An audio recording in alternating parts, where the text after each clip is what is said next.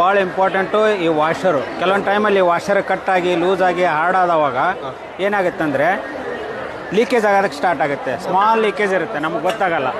ಈ ಥರ ಹೋಗ್ತಾ ಇರುತ್ತೆ, ಮೈನ್ಯೂಟ್ ಆಗಿರುತ್ತೆ. ಅವಾಗ ಏನಾಗುತ್ತೆ ಅಂತಂದರೆ ಈ ಥರ ನಮ್ಮ ರೆಗ್ಯುಲೇಟರ್ ಹಾಕಿದ್ರೆ ಈ ಪ್ರಾಬ್ಲಮ್ ಬರುತ್ತೆ. ಅದೇ ನಮ್ಮ ಡಿವೈಸ್ ಹಾಕಿಬಿಟ್ರೆ ನಿಮಗೆ ಆ ಪ್ರಾಬ್ಲಮ್ ಸಾಲ್ವ್ ಆಗಿಬಿಡುತ್ತೆ. ಇದ್ರ ಮೇಲೆ ನಮ್ಮ ರೆಗ್ಯುಲೇಟರ್ ಹಾಕ್ಕೊಂಡ್ಬಿಡೋದು, ಲೀಕ್ ಆಗಲ್ಲ. ಇವಾಗ ನೋಡಿ ವಾಯ್ಸರ್ ಅಲ್ಲೇ ಇದೆ. ಇವಾಗ ಸ್ಟವ್ ಆನ್ ಮಾಡ್ತಾ ಇದ್ದೇನೆ.